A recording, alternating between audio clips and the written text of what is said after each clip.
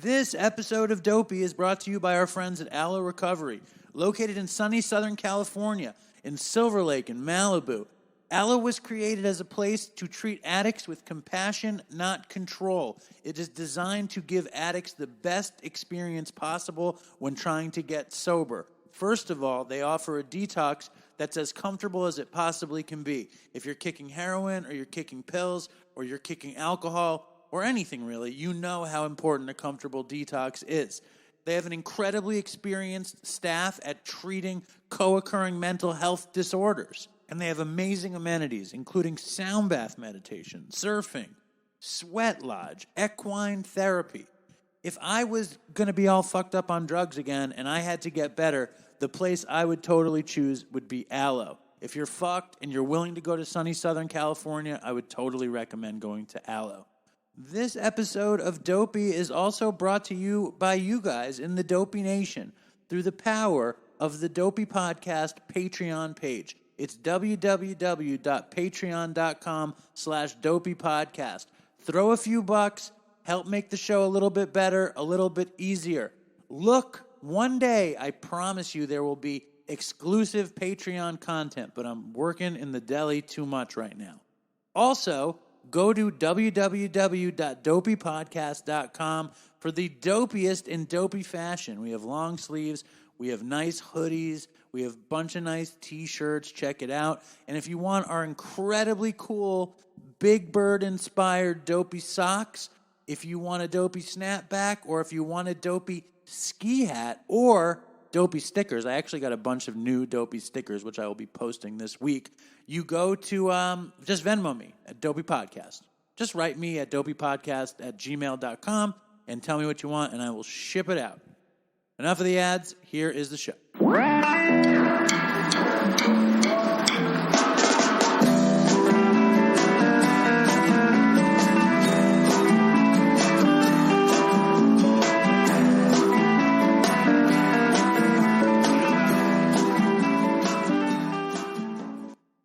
Hello and welcome to Dopey, the podcast about drugs, addiction, and dumb shit. And I'm Dave, and I am in my attic on Long Island, in the attic of my house. And this is a different kind of episode. This is an episode with a friend of mine from Long Island. His name is Garrett. I totally admire his recovery, and I did an interview with him so you could hear about it. I call it the Fear, Anger, and Love episode. I sat with Garrett by the bay, and here it is. But before we get into it, I just want to apologize. The audio in the beginning of the interview, Garrett is a little bit quiet. So just bear with it. It kicks in a little bit. So if you want to complain, write me an email at dopeypodcast@gmail.com. I love to hear your complaints. And here is me and Garrett in his pickup truck on the Great South Bay in Long Island. And welcome to Dopey. Thank you. Hello, everybody. I know you've always wanted to come on the show. Finally, you get your shot at it, which I say very tongue-in-cheek. Yeah. Garrett was like, I don't want to come on this stupid show. No, it's good. I'm excited. And today, Garrett is celebrating fucking 16 years. 16 years. God bless. Which is like nobody ever comes on Dopey the day they celebrate 16 years. So I think you're going to do some good for these sick and suffering fucks in the Dopey Nation. All I could do is what I could do. Well, there you go. We're sitting in a giant red pickup truck staring at the very picturesque bay, which is lovely. And so, dude, 16 years ago right now, how different were you? Well, that's a loaded question. Well, 16 years ago today, I was a troubled young man, 27 years old, 2 weeks before my 28th birthday, and I didn't know which way was up, which way was down. From that point, I guess I remember my last drink, I remember what it was like, and I remember my first drink. But in between was like a no-holds-bar cage match between drugs, booze, women, and alcohol. It's just how it was, you know? When I wanted to think of a title, I thought of a title for this show, for your show, for weeks that I've been thinking about this, which is Anger and Love. I see those things as Yeah. the Garrett things. Yeah. Because me and True Garrett, story. I go to a meeting on Long Island and in Suffolk County, and I showed up there. I was sick. Like when I first went, Chris had just died, and I hadn't been to a meeting in a long time because I had moved out here, and it was on the beach, and I heard Garrett share, and Garrett's he's a very muscular, tattooed guy, and I was like, where the fuck am I was like, what kind of fucking, because I feel like I'm a very bougie Manhattanite, and I'm showing up at this very working class Suffolk County meeting, and you share and everybody shares, and I'm like, I wonder how I'm gonna fit in to this thing. And Garrett would always share about anger, and then he would always come back to love. And whenever we talk about anything, he would talk about that love is your higher power, and I love that. Yeah. I love that your love is your higher power. Yeah, for a long time I lived in that fear, and I would turn it into anger. It wasn't until I got sober, a couple years in sober. I'm not saying this happened right away, but a few years into sobriety is when I deciphered the difference between fear and love. My sponsor taught me. I was about 6 years sober when he taught me there's only two ways to live, and that's the only two ways we live. We have a choice today: is either live in fear or live in love. And my choice mostly is to live in love, but there's still some fear that cracks it out. But for the most part, I got that love working for me. But yeah, like David was saying, I work out a lot. I'm tattooed from head to toe, and basically the tattoos were so everybody else would be more fearful of me than I was of them. Right. The big picture, and I was when I first. Are you kidding? The bottom line is that I'm not that guy anymore. Even though I got the tattoos, sometimes I forget that I even have tattoos. And that's the difference. I live a different life today, a different lifestyle. But you want to get back into talking about what it was like, or you want to keep on talking about the love that we have today? I want to hear about what it was like. I would love to hear about that. So when I was young, my old man was a drunk, and we had a great childhood. My mom and dad separated when I was 1.5. But my dad always he bought our love, and my mom always showed us love. But in the big picture, they showed their love in their own way. I remember when I was a kid, the show my dad's love was who could pick out the most seeds out of his weed. Really? That's kind of how it was when I was Your a kid. dad was a stoner. My dad was whatever, just how it was, and my mom was a party. Nobody had better parties than my mom on my mom's side, with my stepdad. Although we had a great childhood, but drinking started at an early age. It was okay for me to drink. Smoking weed, I should steal a joint from here with my dad. I didn't really particularly like weed, but the point was, I remember from a very early age looking for something to get out of myself. Like something was wrong inside me, and I couldn't understand what it was. And I was talking to David before. I have a twin brother, and my twin brother has absolutely no problem with anything. Like, he would look at me and be like, "What's wrong with you, bro?" He got the good genes. Yeah, he got the good genes. It's like Danny DeVito and Arnold Schwarzenegger. I may look like Arnold Schwarzenegger, but I was Danny DeVito. That's like a funny. mess. But in the big picture, I went through. I was a really good athlete, so that kind of prevailed. I didn't really drink on when I was playing ball. And You played football? I played football and I played baseball. I went into playing, going to college and following up with baseball after college and playing for some farm systems. I played for Toronto Blue Jays farm system. No way. When I was in my early 20s, and it wasn't until I was about 21 years old I came home. In between a party, and the best part about I went to Miami University. The best part about Miami University was the girls, the drugs, and the money that they threw our way when I was attending there. It was back in the early 90s, and back in the early 90s, it was just a big, giant party. What did it look like? It looked like. And who's throwing drugs your way? And what drugs are they throwing you? Coke? Yeah, Coke. Well, anything I wanted, but mostly Coke. Down there, the Coke wasn't as good as the Coke up here. I noticed that most of the Coke would get shipped to New York, and then it would get stomped on all the way back to Florida. But what was good was the ecstasy and the mescaline and the acid and all that shit that, to really put your mind at ease. You know what I'm saying? Did you know that, and I don't mean to interrupt you, but I might do that from... Sure. Did you know that Dopey was just rated one of the top 5 podcasts about mushroom tripping? Oh, really? I loved mushrooms. That was a good time. I didn't know you tripped a bunch. Yeah, I did. When I was in my my teens into my early 20s, we did everything. Like I said, it started with a drink for me and ended with a drink, but inside was like a no holds barred cage match. It was a nonstop party in my head, and I can never get enough. So anyway, when I was done playing ball because they kindly asked me to leave because of my drinking and drugging.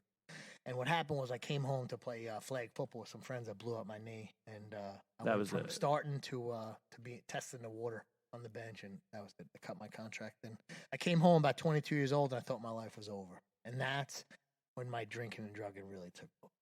From that point until I was 27, like I said, it was nonstop. And I remember, I'll branch back real quick because I got to share this. Feel free. These guys can handle it. Yeah. We need tangents. This one thing was when I was about 8 years old, I went to a coma for a surgery that I had. Nothing major, but I went to a coma, and I wound up lacking this enzyme field to break down certain drugs. And I remember when I was about 13, 14 years old, my mom had said to me, you can't do certain drugs. My mom, however, was a speedhead like I eventually turned into. But she said, you can't do cocaine. And she feared it in my way of saying that I couldn't. When do you're cocaine. 13, she's like 14. Yeah, I was like 14, 15. But we were already openly talking about drinking and drugs. It's my parents went to Woodstock. They were in the 60s, so there was drugs all the time. Nothing major, just weed and stuff at this point. But what I'm telling you this is because when I was in my teens and my 20s, I did all the acids and I did all the shrooms, and I didn't touch cocaine at this point. I wouldn't touch it because it was kind of like fear. All my friends were doing it, and my friends knew that I was, they used to call me chemically imbalanced because I was just a complete animal. And so they would say, oh, no, don't give any to Garrett. He's chemically imbalanced. What would you do? Why would they say that? Well, because, I remember this, I used to do ketamine, sniff ketamine, and I used to, I'll give you an example. When I would smoke weed, it would be like I was on cocaine. I'd be like a raging bull running through walls. When I did ketamine, rather than being drunk and flat on my ass, like some of my friends were, I would be putting my head through walls, and I'd be slamming people down and just going absolutely ballistic. Let me ask you something. Hold on, slow down for a second. Sure. When you're doing, where did you do ketamine for the first time, and how did it get to you? Well, I knew I couldn't do cocaine. So my buddy's he knew I liked to drink. So he's like, listen, this is like drinking, bro. It's like a tranquilizer. It's nothing. Just sniff a little bit of this. And I was like, all right, cool. I think it was the summertime, maybe mid-90s, something like that. It was out in the Beach Bar or someplace in the Hamptons on the East End. And I remember... So you're in your late teens. I was in my late teens. Yeah, late teens. It was bouncing back, maybe 18, 19, whatever it was. And I was bouncing back, maybe 17. I was bouncing back, and I remember, being on ketamine and trying to fight every bouncer in the place because I was just completely out of my mind. Meanwhile, that wasn't normally the kind of person I was. So when I added these things to my system, I became like this absolute beast, hence the chemical imbalance. Remember we talking about that a minute ago? I did. So my friends, when it came to certain drugs, they were like, listen, don't let Garrett have any because he's got a little bit of a chemical imbalance. Because they knew you were unpredictable. They knew knew what was gonna happen. They didn't know. It was almost like, I couldn't guarantee my outcome when I entered anything into my system. Alcohol, I could pretty much tame the person I was becoming. I was kind of happy-go-lucky drunk, but then I would hit like a switch and it would just be like craziness. But the ketamine really threw me over the edge. But the reason why I shared that little blip because when I came home from losing down in I was in Knoxville, Tennessee, where I was playing ball.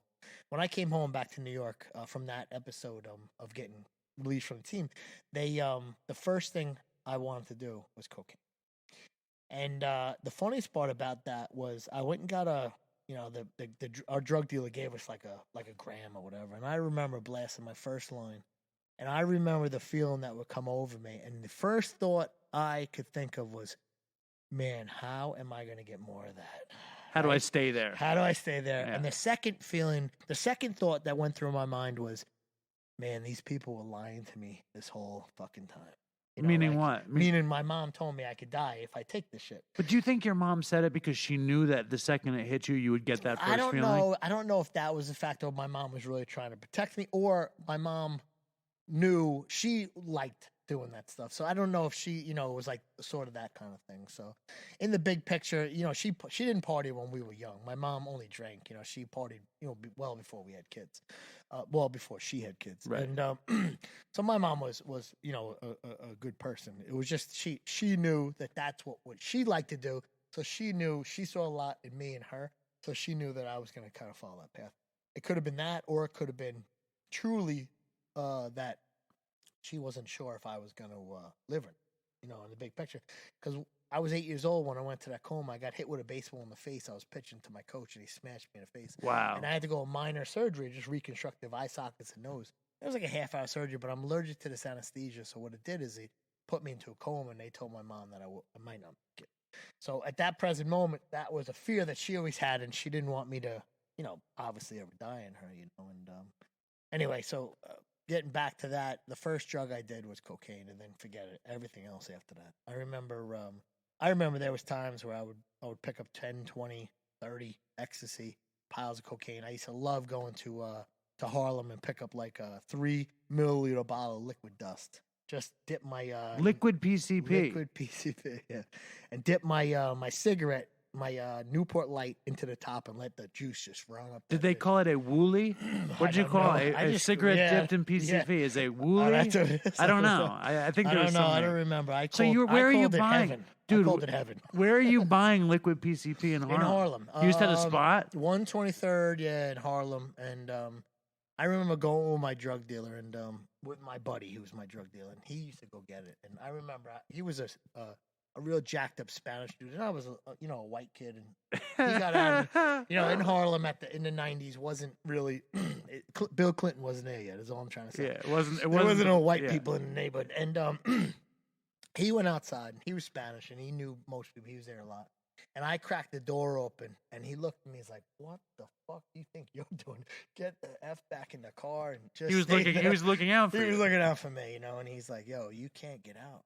You gotta stay in the car." And I went there numerous amount of times after that, and I would just stay in the car and he'd do his thing, and he'd come back and we bail out of there. What made you want how did you decide I'm going to get liquid PCP? Well, we always used to get it.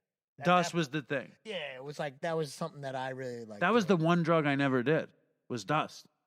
Yeah, dust. Dust was like LSD. It was like the same thing, but dust used to make you feel like you're 1,000 pounds walking on like a cloud of marshmallows. So it was like that feeling. I remember ODing on it one time, and I remember I shrunk down to this tiny little nothing thing, and I thought the world was just gonna close out of me. And I was inside a house in southern Long Island, and the whole world closed into me, and everybody was looking like gigantic. And I was this little being, and I was closing until my eyes just almost shut. And then I slowly came back out of it, and I thought I was dead, most part. And I remember coming out of it and standing back up, walking into the room, dipping a new cigarette in there, lighting that bitch back up, and smoking it, because that's just what we do. I was like, wow, that was an amazing feeling. Let me try to do that again. Right. Push it right to the brinks, and So when you're on these paths, did you find you were doing coke every day? You were doing dust every day? Was it a weekend thing? How did you use? What was the using like? At this moment, before my 20s,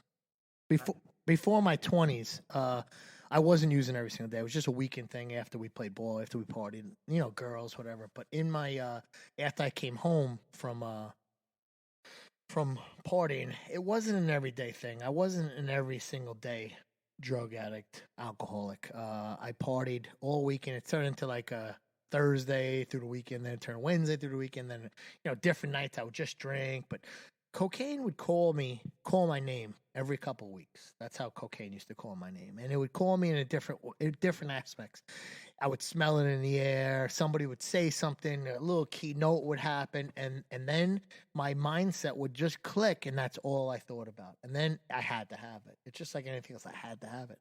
And then I would do it. I would do it for 4 or 5 days straight. You know, I'd get to a point where I couldn't sniff anymore. I would just start sucking it through my mouth because I had to get it into my system. At this point, I never shot it or anything like that. But I was trying to put it in cigarettes. I was trying to put it in pipes. I was trying to smoke it. Then I met this guy that was freebasing it. I started smoking freebase, stuff like that. But I remember days on this crap, and I would party it so hard and so long that I would go weeks without ever want to touch it again. You know, it would be like the lie detector test. Like I would pass a lie detector test for weeks, saying I will never touch that shit again. Then 3, 4, 5 weeks later, something would call my name. Something would grab me out. When you would get high on coke, would you need something to come off of it with? Yeah, I would get Xanax bars. I remember taking like half bottles of Tylenol PM. Right, anything to come down off that. And you think you're done because when you're done, you're like, oh, I don't want to do that, and then it starts up again. And then it starts up. Yep. So then at that point, I would start doing other things, and I remember there'd be times. I remember that's what I was telling you before. I would go out with like 10, 15, 20 hits of ecstasy and bottles of coke and liquid dust, and we were going to the city. And I remember one time I was on the way to the city, and so I guess I blacked out or something. And I remember waking up in Chicago. And, so you're going to Manhattan. I was and going you to woke Manhattan to party at the the tunnel or the Limelight or Sure. one of these places. Okay. And I wound up. I must have get on a plane. I know I didn't drive because it was like not only a couple days Dude, later. this is like the and, crazy. That's kind of ridiculous. You're yeah, going to it's Manhattan and you bananas. wind up It's on a bananas. plane to Chicago. And I probably had a great time. I just don't remember the thing of it. But the point is, like I used to laugh with my buddies, and they'd be like, "Oh, let's get ecstasy," and they wanted to get like one pill, and I'd be like, "What does one pill do for anybody?" Right? I'd be like, two at a time, popping Tic Tacs, and 2 would start, then 2 more would be an hour later, and 2 more would be an hour after that. You just don't want it to stop. I don't want it to stop, and yet I could never get to the point where I wanted to be, but I was always chasing something, or if I hit a moment, it would be so far gone that I would be past that point, and I'd have to get something else to either bring me back up or bring me back down. It was never a comfortable being, but for some reason, my mind always thought that it was the best time ever. Best time ever, or it could be. I want the best time ever this time. If I have this, I used to think that I'd have the chance of unlocking the best time ever if I had the right fucking mix, and it never fucking came. You know what I mean? Or maybe you think it comes. Yep. Where did the anger sit in all that stuff? So the anger would sit, like this point, I don't really know if I was that angry. I do know that I was fear-based. So basically, I used to get into a lot of fistfights with a lot of guys because I was fear-based. So it'd be like anger. So like, let's say if I bumped shoulders with somebody and wherever I was, I would turn around and violently punch them as hard as I can because I didn't want them to punch me first, because I was fearful. So that's when my anger would kick in. But for the most part, most of the time I was happy. But then a broken shoelace would happen, and then forget it would be the minorest thing. Like forget if I was out with a girlfriend, it would be a nightmare because every time I went with somebody that I felt like I needed some kind of protection, I would just be like that on the prowl, like my like if I was a lion, my mange would be flared up the entire time, and I'd be scanning the horizon. I'd be checking the exits, seeing who would be a problem, seeing who wouldn't be a problem. And the whole time it would just be riddled in fear, which I ran into anger. And like at that point, if somebody even like looked in my direction, I would be like pouncing on him like a lion on prey. And nobody deserves that kind of wrath. But truly inside me, I thought that was living, you know what I mean? I thought that was living, and part of the reason why I did so many, drank so much and drugged so much is to not feel that fear anymore, and sometimes I wouldn't feel it, and sometimes it would be so drastic that it would riddle every ounce of my being, So you show up someplace and you size up the room. Everybody in the place. And you size, and you see, it's been easy for me because I know that I can't take anybody. So when I walk into a place, I'm like, well, I can't deal with that guy. I can't deal with that guy. So I'm like, I'll be all right. I figure I'll get through this thing somehow. Why do you think you had that pressure on you? Like this pressure to size up the room, or who can I deal with? Who can I deal with? Like, what do you think the origin of that was? Well, when you're in that mindset, there's nobody that can stop you in your mind. You know, it's like if you felt like the way I felt, it was like nonstop. Like, and you know, there's one thing my old man taught me was my worth ethic. Meaning, he taught me to always be the hardest working man in the room, no matter what I did. So no matter what it was, I would always do whatever I got to do to win. You know, Right. to win. So it was wasn't like a competitive It thing. was a competitive thing throughout, and you know, and I trained from when I was a young kid, and that's how I would portray my, like, would be, you know, like my claim to fame would be like I could beat people up, or I could do this, or I could do that, and you know, like, and it wasn't an honorable thing. I'm just saying that's what it was, and I thought it was like a good thing, until like I was like, I didn't want to be this person anymore, and I was just kind of, you know what the worst part about that is when you do fight a bunch of people and you're constantly looking over your shoulder for somebody else to fight you. You know what I mean? And so it's constantly like living in, like you said, living in that fear. So I was constantly like looking over my shoulder. Plus, you know, like on top of that, how many people did I screw over from the drinking and drugs, and you know, constantly looking over my shoulder to see who was there to try to take me down. And You know what I mean? unfortunate might have bumped into you and then Yeah. went down. You Yeah, I know, know, who I did not know. want to fuck with you in Yeah. the first place. Yeah. I can only imagine me walking into you in some club and Yeah. like I And didn't, then you I know, would- yeah. it'd be the end of me. And not saying that I would do it. I might be like, oh, my bad, I'm super sorry. But then there might be a day where I'm like, you know, whatever. You know, it Dude, just it's wasn't, when comfortable. did it turn like to a place where you were like miserable? Like when did that start to I was show about itself? 20, I was about 25, 26, where it became very miserable of an existence. And like I said, the drugs weren't that rampant. I remember that I did heroin one time, and I was inside the tunnel. I'll share this story briefly because this is a Dopey Nation, but at least you guys can I can identify with one story with heroin. It was like a Tuesday. Oh no. I don't know I'm what on the was- edge of my seat over here. I don't know what day it was, but what I'm saying is I did inside the tunnel, and I wanted a 40 bag of coke, and they gave me a 40 bag of heroin, and I sniffed it like it was a bag of coke. Oh, It was yeah. the first time I ever did it, and I started bleeding from my nose, my mouth, everywhere. I started throwing up. Total I started- Pulp it was- Pulp oh, it Fiction was moment. bad. And the bouncers grabbed me inside the tunnel. If you ever been inside the tunnel in Manhattan, it's a bouncer's world in there. And, you know, you don't mess with them. You don't do nothing. It's there, run the show. They're the head dealers. They do everything. You know, if you want a drug, you go to them. Anyway, so they grabbed me. They threw me in the bathroom. They beat the living daylights out of me. They dunked my head in the toilet. They fucked me up. And then on But top of it, as soon as you're like overdosing on I'm heroin, overdosing. basically, They didn't and they decide they're going to kick the shit out of you because of it. and then they threw me out the back door, and like I was in like a t-shirt, sweaty, bloody mess, you know, and that was my heroin, you know, episode. And like Nielsen said, I never really wanted to do heroin again after that. But Well, it also didn't suit your brain chemistry or No, your body it didn't. chemistry. It It's like didn't. that's how it always works yeah, with this stuff. it didn't. It did. I didn't really care for the downers. I was a tequila, cocaine kind of a guy. Dude, do you Balls want to to hear the something fucking wall. crazy? I don't mean to interrupt you. I just do that sometimes. Yeah. I don't think you know this. When I was a kid, when I was 21, I got a job to be a private eye in the tunnel and the Really? limelight. It was after Peter Gation had gotten busted. Yeah. And they hired us to look for drugs. Wow. That was my job. So I That's knew hilarious. it was absurd. You Yeah, know, it's so like I was Did there. you find any? Yeah, but I was found a little bit. I was a drug addict. You know So what I you mean? were I was not perfect. the right person to be hired to do this, but I just think it's funny. you know? Yeah, it was funny in the way that the bounces ran, but I caught up at every single one of those bounces that got me in the room, and I gave them what they deserved. Wait, what which I happened? Wait, felt hold on. like Let me I- hear the revenge story. What's the revenge story with the I caught up limelight? with every one of them. You went back. I went back, and I didn't catch him in the club because you can't really do that inside the club. But I caught every single one of them outside, and I took care of them the way I felt fit. You know, and It's like that Kill Bill. You like Yeah. made a list of these people that wronged you it on was heroin. Like, it and was you like, went it after was like them. resentful. You know, like resentments. Like they How long did it take you to fucking catch? just a couple months, maybe, because I was sober a couple years later, so it wasn't long.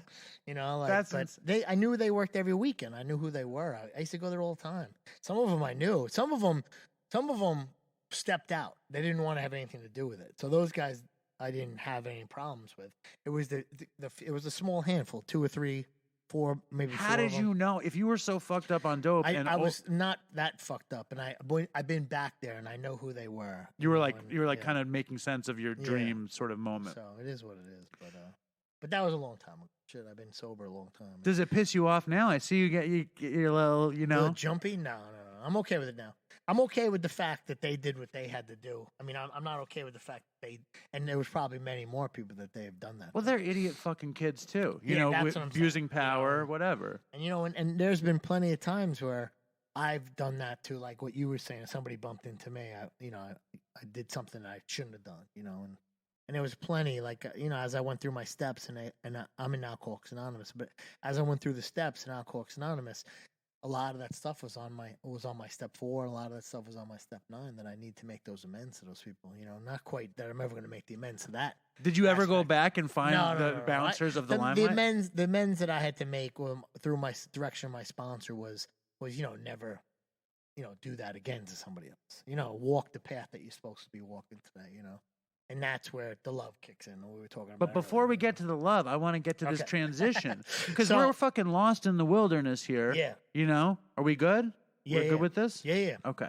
So when this was when I was about 25, 26, and I remember when I turned about 26, I started 26-ish.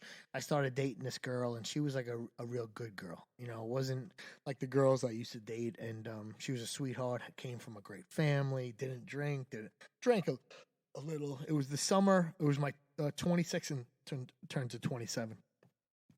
And it was my last year active, and I was with this lady and this beautiful woman, and she basically had enough of me because my nonsense was just all about partying, and the summer of 2003 was when this happened, and she wanted nothing to do with me. Started coming in at the end of the summer. She was my drinking buddy in the summertime. I was that guy that would go up and buy everyone in the world drinks.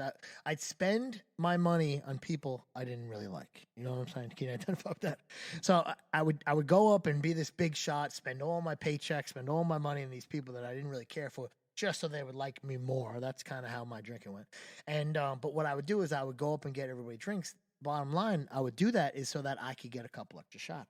If I'm going up to get you a drink, I'm going to buy you a drink, me a drink, and I'm going to pound out 2 shots. Because any bar that I drank in, I knew the bartenders, so they always gave me shit for free. So by the end of the night, if we had 3 or 4 drinks together, I had about 15 drinks by myself. You know what I mean? So, and I would still hold my liquor fairly well because, when I didn't, I just sniff a line or 2 and I'd be right back to where I needed to be. Right.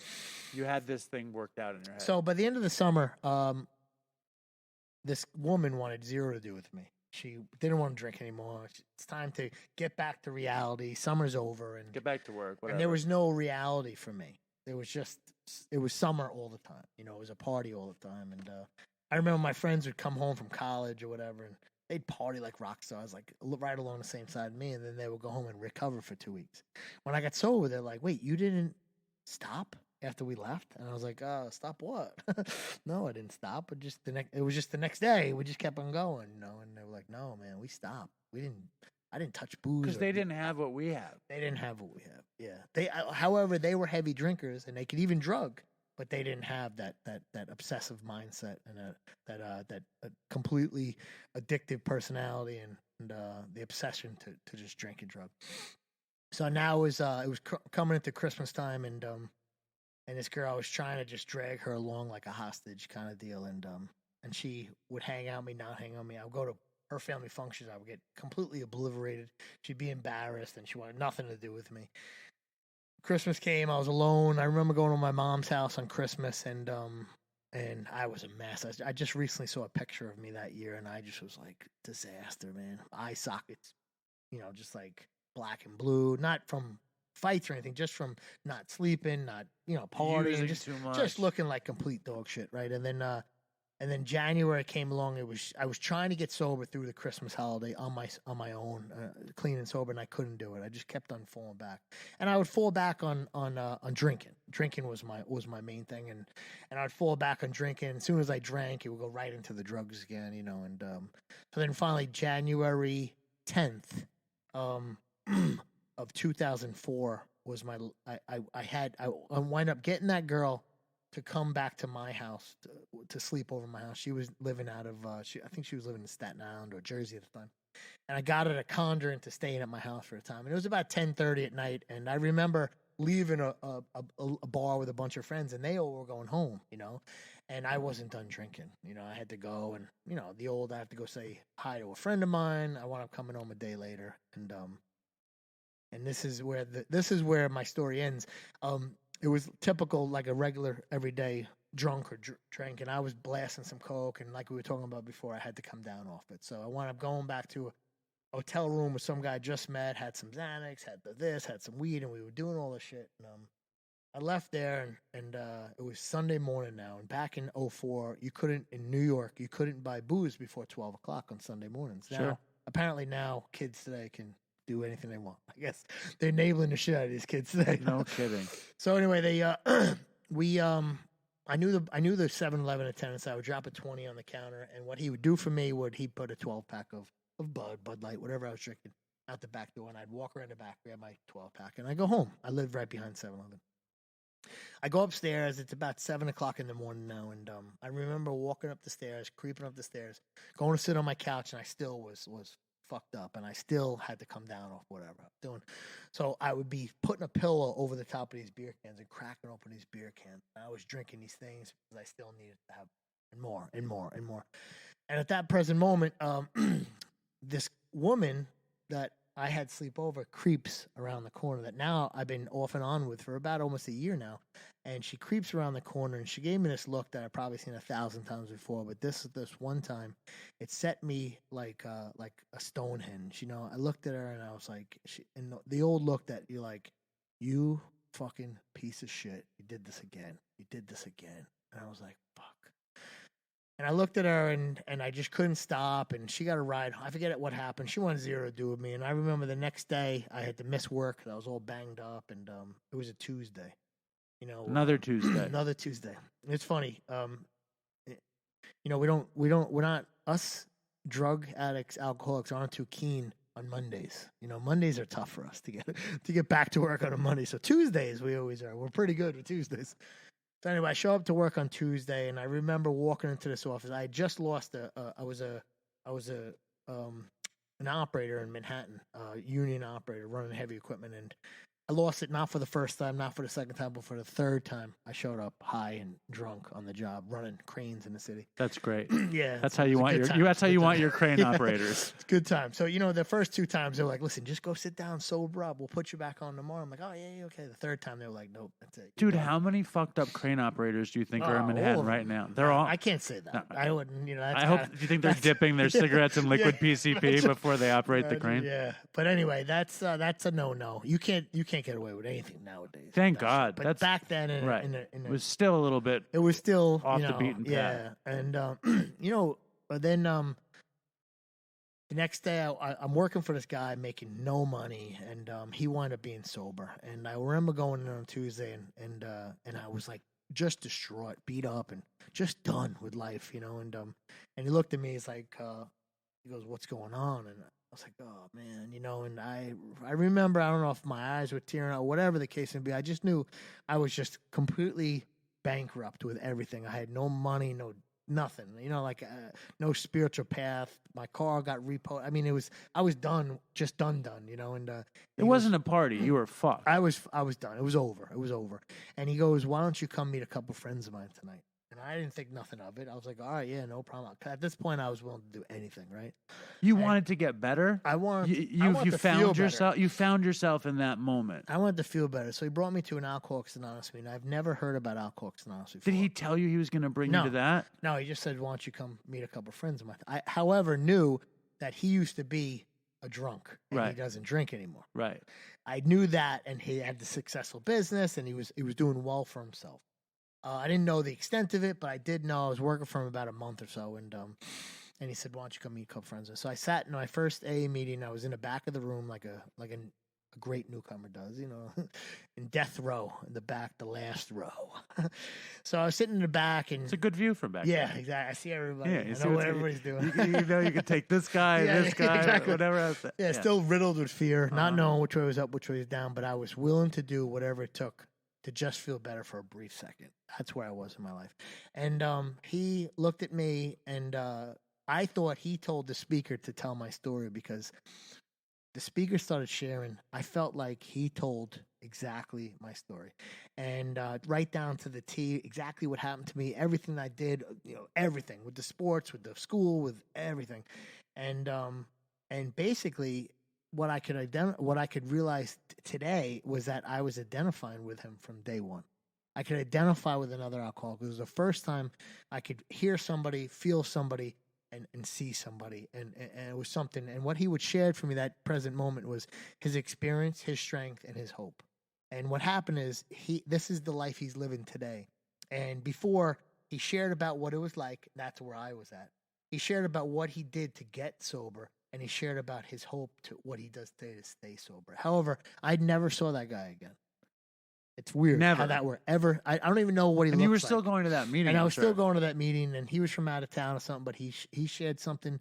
He did for me what I couldn't do for myself. Well, the most amazing thing to me about this is like I was around recovery for a million years while I was using. I'd pop in, I'd see something, I'd leave, whatever. You go to your first meeting and you were fucking ready.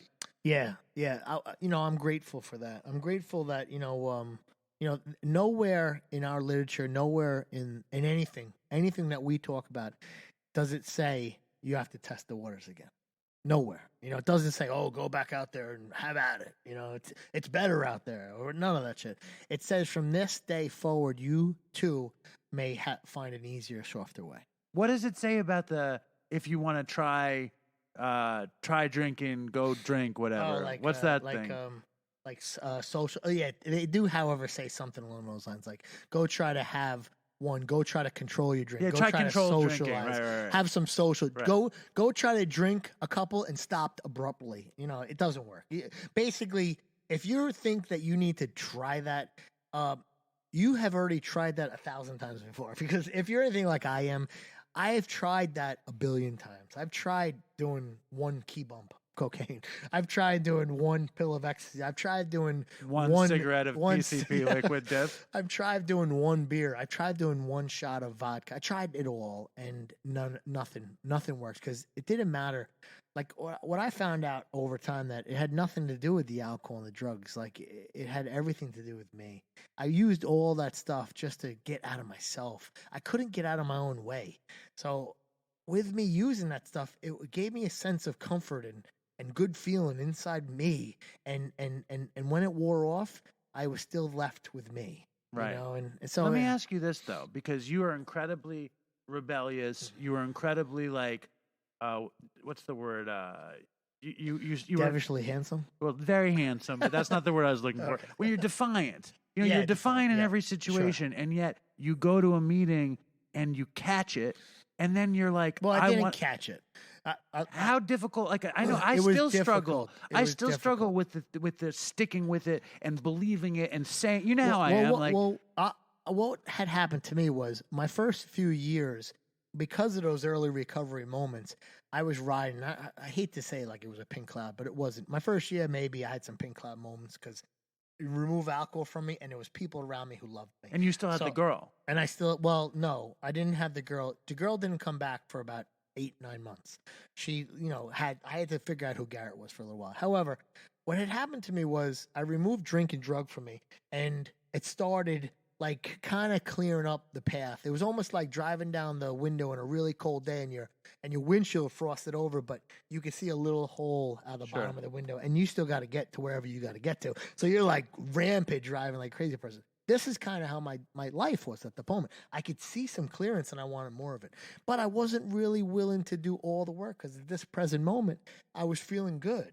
Everything was good. I was getting money back. I was becoming successful again. I got a truck again. I got a place to live in. My girl was slowly talking to me again. Like my mom didn't hide her pocketbook anymore. Major things would happen. And I thought that was good enough, right? That was good enough. I was about 4 or 5 years sober, and I slowly stopped going to meetings. So I thought I was good enough, and I thought what I had was going to get me through whatever it was going to get me through. And about 5 years, so 5, 6 years sober, I wind up not talking to my father for a couple years. We kind of drifted our own ways because we butted heads.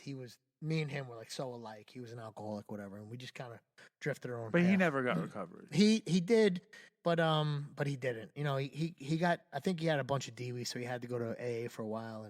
But he was always smoking weed. I don't know his path. All I do know is he tried it, and it didn't work for him because he never worked the program. And what had happened was when I was working the program, he had come to me. He's like, "That fucking AA bullshit, that doesn't work. You know, you need to buckle up." And he was from the old school German.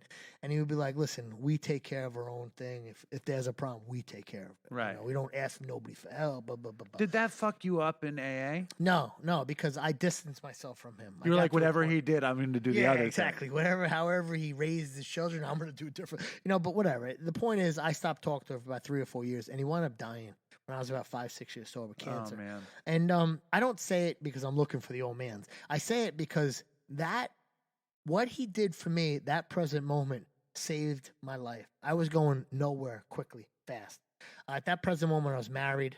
I had a son, and my life, I was angry. All my character defects had come back because I didn't really do the work that it took to get me so I would stay sober. I was going to like 1 meeting a month at this point, every few weeks. And then finally, my dad died, and what I did know that they told me from early on, if my ass fell off, pick my ass up, put it in a bag, and get it to a meeting. Right. So I knew if all else fails, get my ass to a meeting. So I went to a AA meeting. I shared my dad died. And honestly, I was looking for oh, my God, I'm so sorry. Meanwhile, I didn't talk to this man for 3 or 4 years, you know.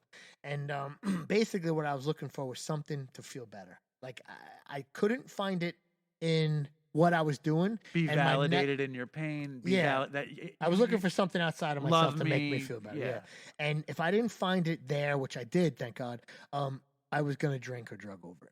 You know, because I needed something to take this pain away. I couldn't deal with it on my own anymore. And thank God, when I first got sober, I saw this man, and he was like a spiritual guru. And I looked at him, I was newly sober. I'm like, no way can I be around this guy. Now, however, what was his thing? Explain it. He was like Buddhist.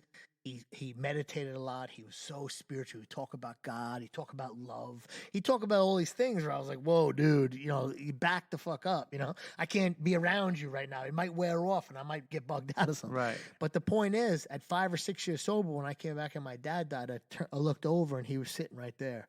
And there was something around him that was glowing. There was something that he had that I really needed. You saw his aura in this moment? His aura. I saw something that I had to have. Yes. You know, and I asked him to be my sponsor. And the next week, he finally took me for a walk, and I walked around the neighborhood, and he stopped me in my tracks and said, "Did you ever breathe before?" And I was like, "Yeah, man, I breathe all the time, right?" And he goes, No. Did you ever truly breathe?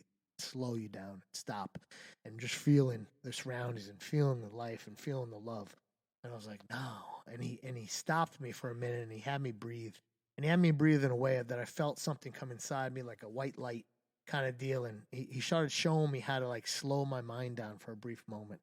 And he started explaining to me the difference between fear and between love. You know, and he started showing me towards a path where I had missed early in sobriety. And once he was doing for me again what I could not do for myself. So he was like a power greater than myself in that aspect.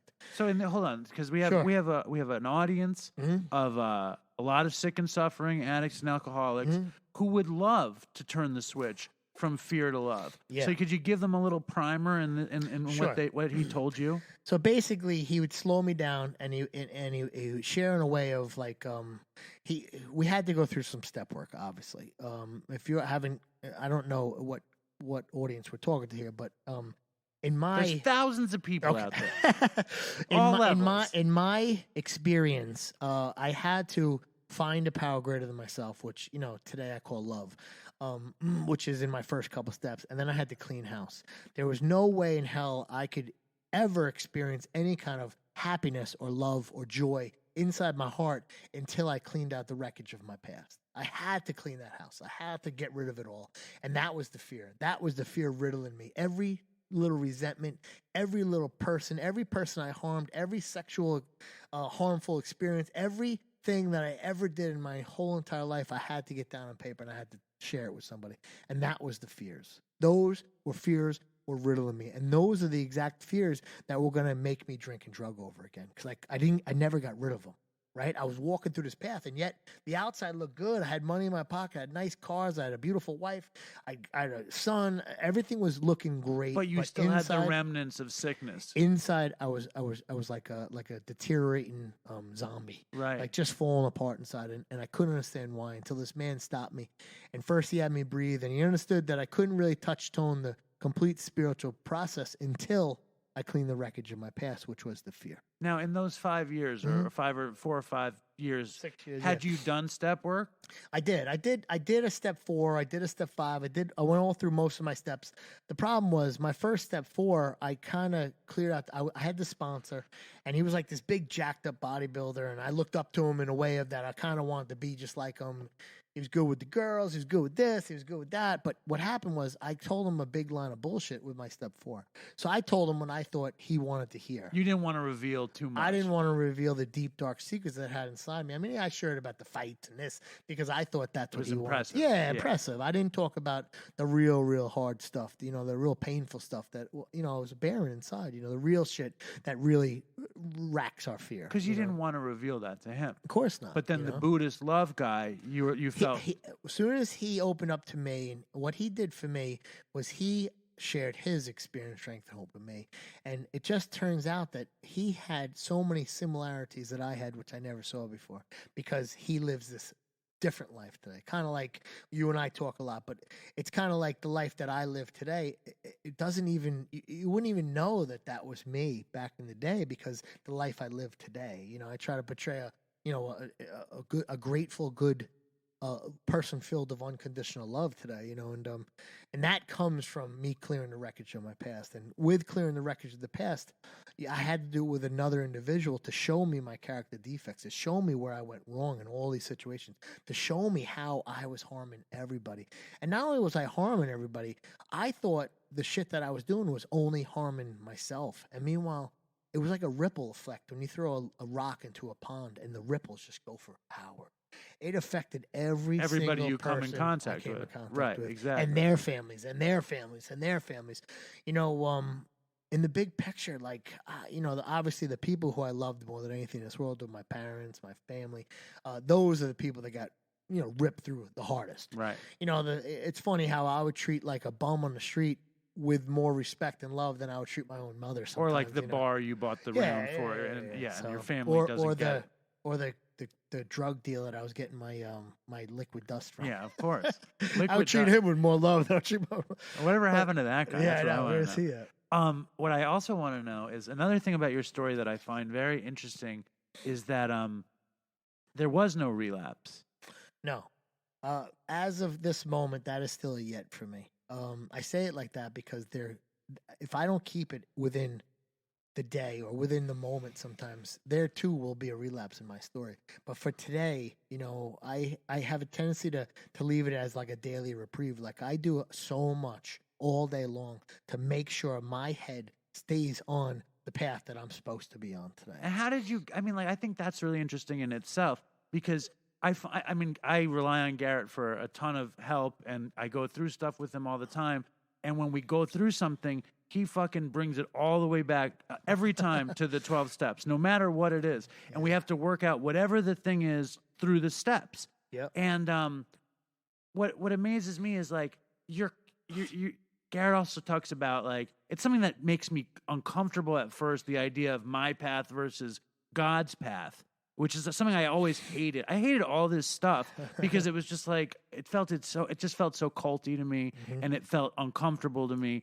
And but I know that you keep dipping, instead of dipping your cigarettes back into liquid dust, you dip yourself into this spiritual well that keeps you in that mindset. I mean, like I get in the car and he's got the Joe and Charlie tapes on his fucking thing. Like he's the only thing that fucks him up is he listens to Dopey sometimes. Besides that, he's like true blue with this stuff. But that's the daily reprieve, right? That is. Yep. I listen to a lot of different things. Whenever don't put the regular radio on that often because, not that I can't. I do it when my wife and my kids are in the car, of course. But when I'm by myself, I try to get every little ounce of whatever I can just to keep me on that same path, because that same path is what's keeping me with that family. It's what's keeping me happy. It's what's keeping me joyful. It's what's keeping that unconditional love in my heart. And when I feel that stuff, whatever I could do to build on that makes me feel better and makes me feel good inside. And feeling good inside is like a whole different ballgame. It's something that us as alcoholics and addicts never really experienced before. And now that I'm experiencing it, it's almost like another addiction, right?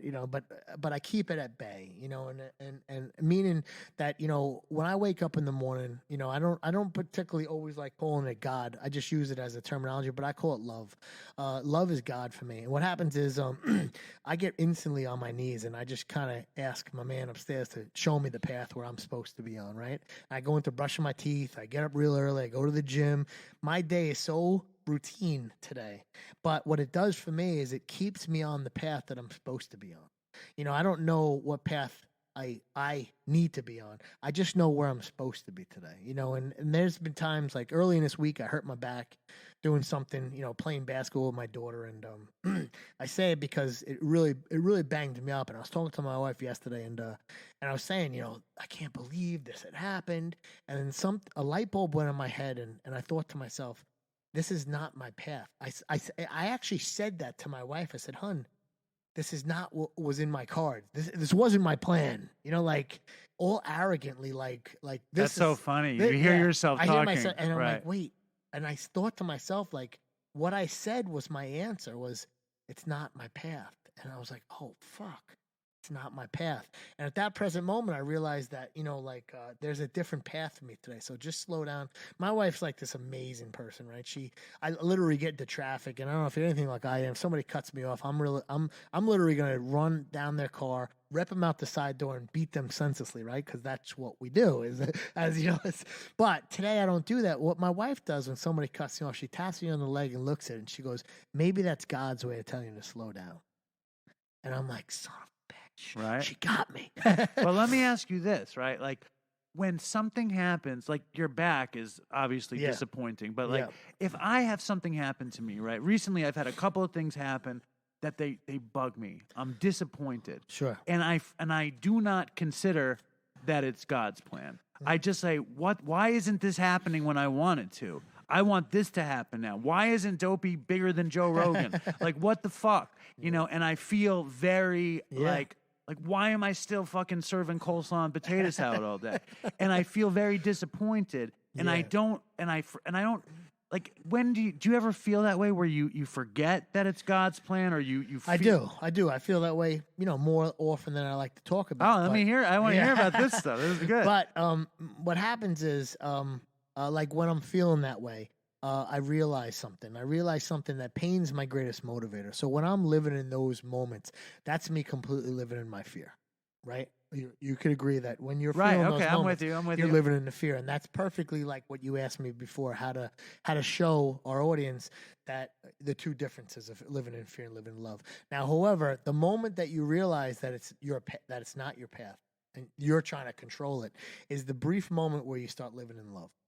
That present moment, when you start feeling that moment of, wait, this isn't my path, or this is my path. This is exactly where God needs me to be today.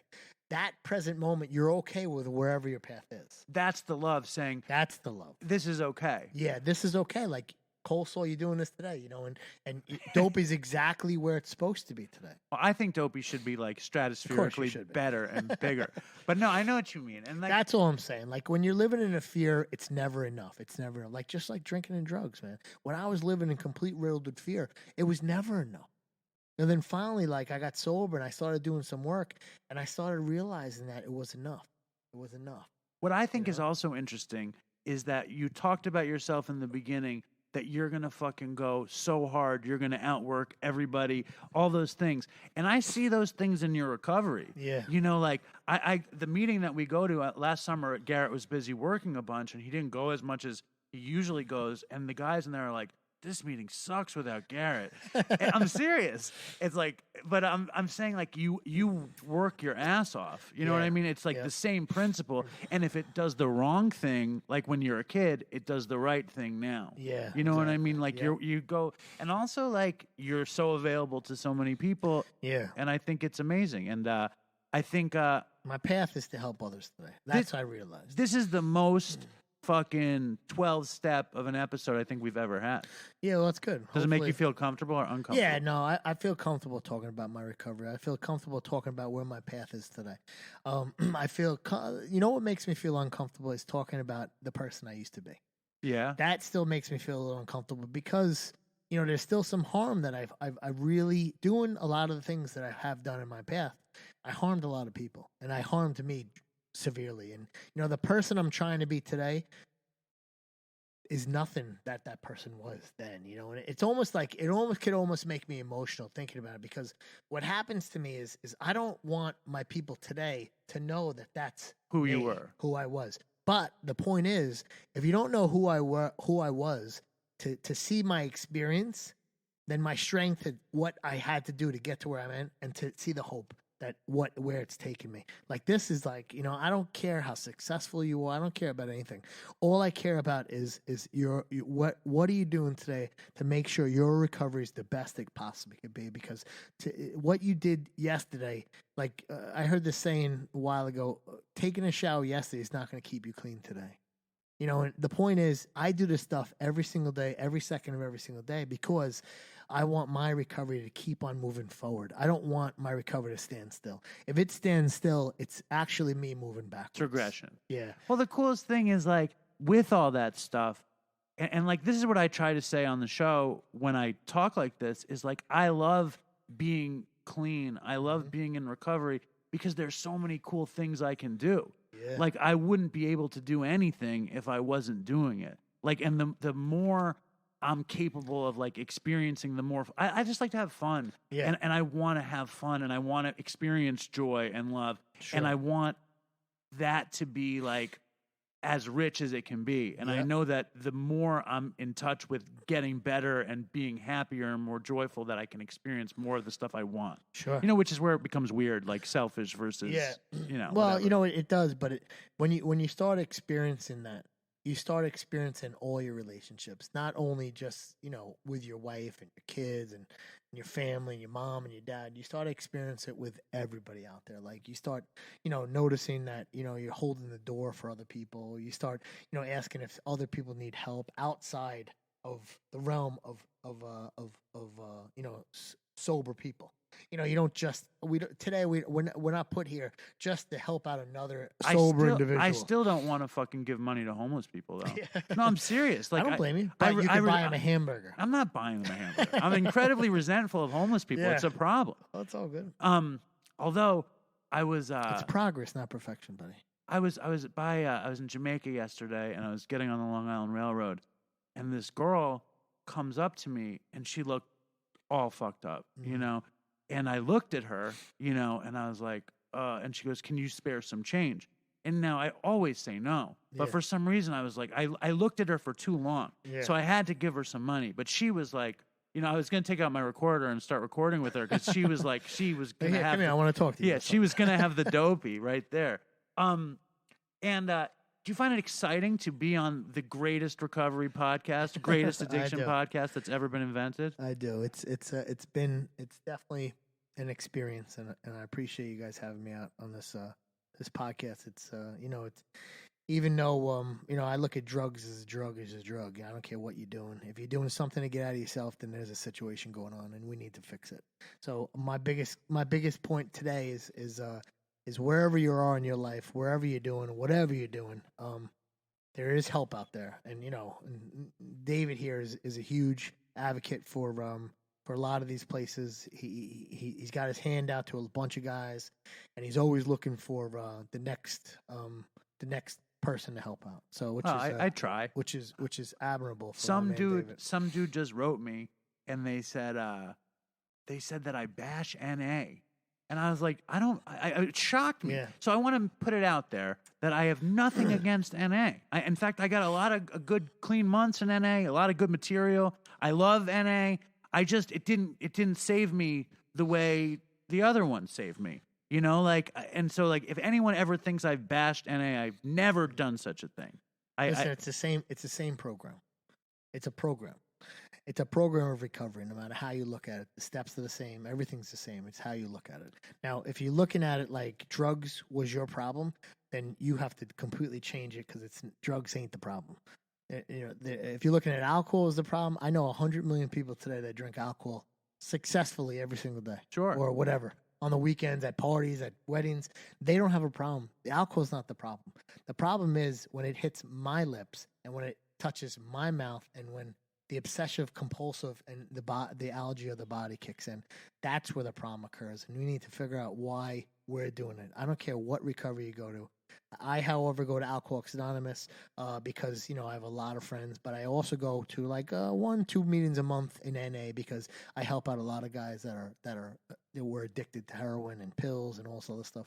So in the big picture, I don't care where you go, but if you're doing something to better yourself, that's the first step. But I also want to say, like, because I barely drank. I drank like not a lot in my life, and it was very hard for me to get better without AA. So I just say that to junkies out there who are going to NA and maybe not getting better. That's not me bashing the program. It's me saying that for me, AA was just like a better tool for what was broken with me. That's all. Here, you want to read this email?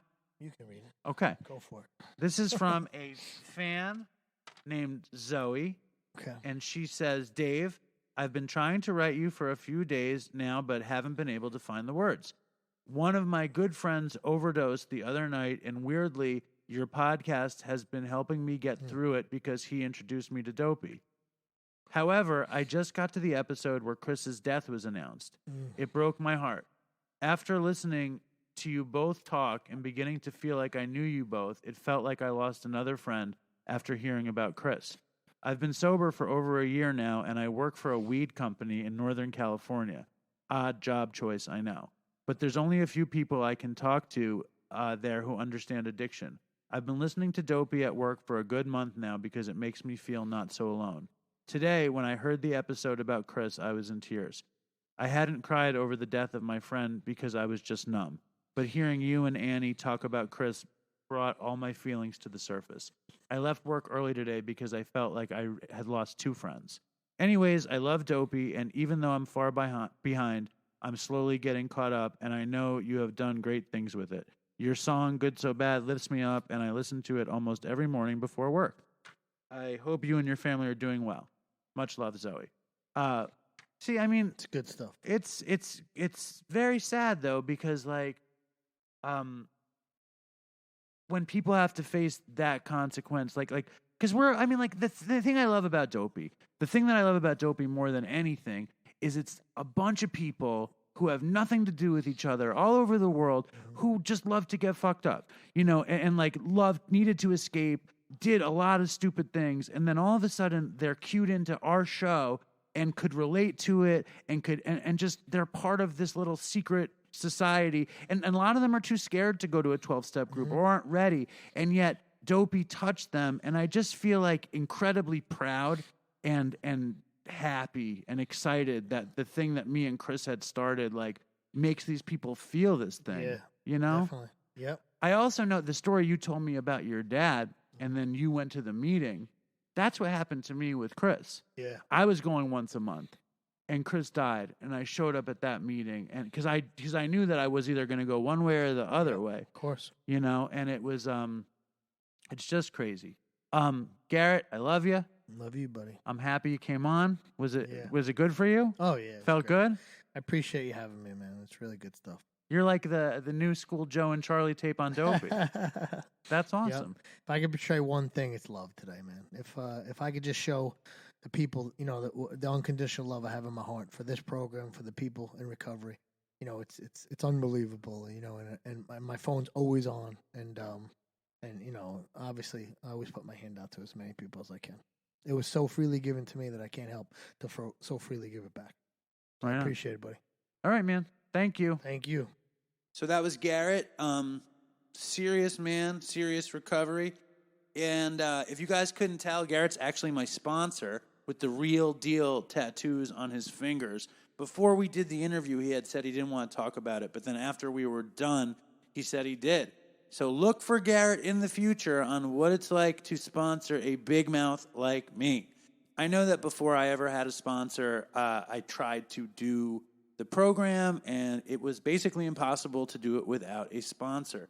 So if you guys are out there going to meetings and using and wondering why you can't get your shit together, see if you have a sponsor. And then what everybody says is see if your sponsor has a sponsor. See if your sponsor has been through the steps. See if their sponsor has been through the steps.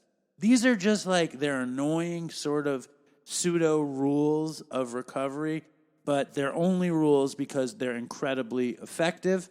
And I have a lot of people, we have a lot of people out there in the Dopey Nation who are struggling and people who don't know why they can't get clean. And I think one of the easiest ways to get clean is just to like do what you're told. Like these people in these 12-step groups have done it, and they had to follow directions. And obviously, you don't have to get sober through 12-step groups, but it's incredibly effective. You know, I advocate everybody to do whatever the fuck they want, but 12-step got me sober. 12-step obviously got this guy Garrett sober. It got a million other people sober. Do whatever makes you happy. You know, as we used to say, let your freak flag fly.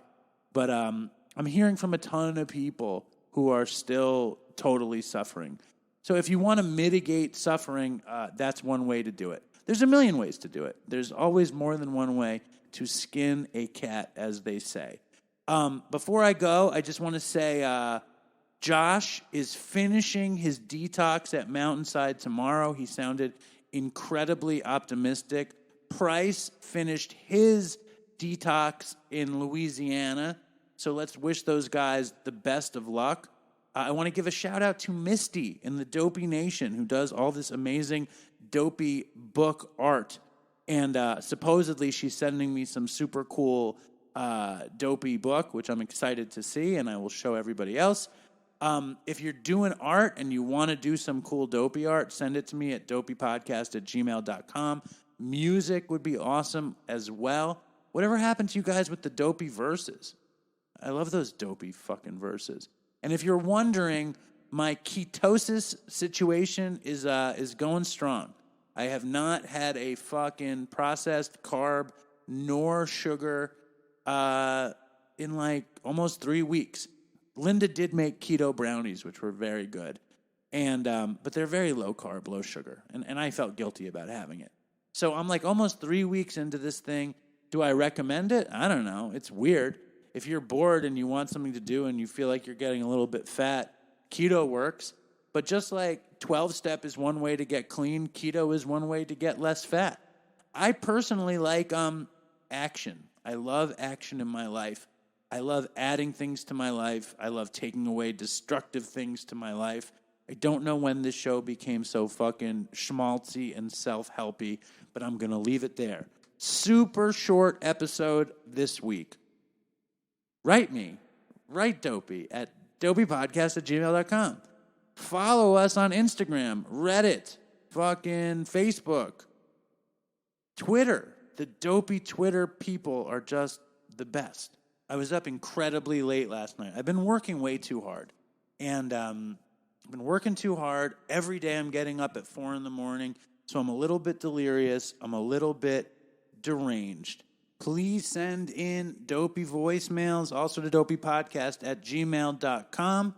Stay strong, Dopey Nation, and fucking toodles for Chris. 1, 2.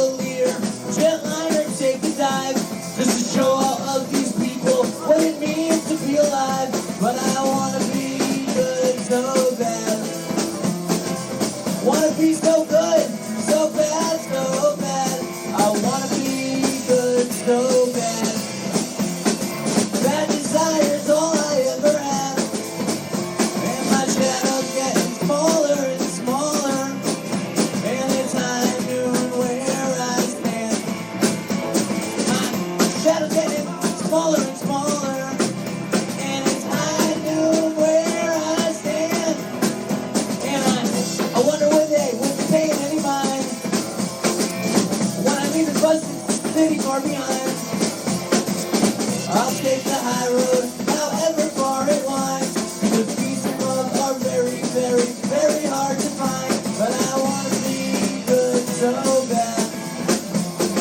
I want to be so good, so bad, so bad. I want to be good so bad. That desire's all I ever had.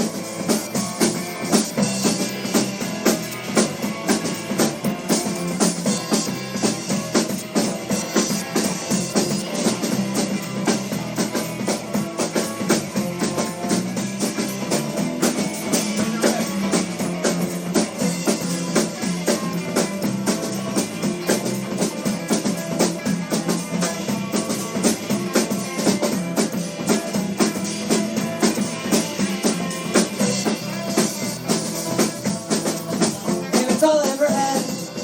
And it's all I ever had. It's all I ever had. It's all I ever had. And these suckers make me mad. And it's all I ever had. And I want to call my dad. And it's all I ever had. And it's all I ever had. It's all I ever had. And it's all I ever had. And I want to live mad. And it's all I ever had. And I want to call my dad. And it's all I ever had. And it's all I ever had. It's all I ever had.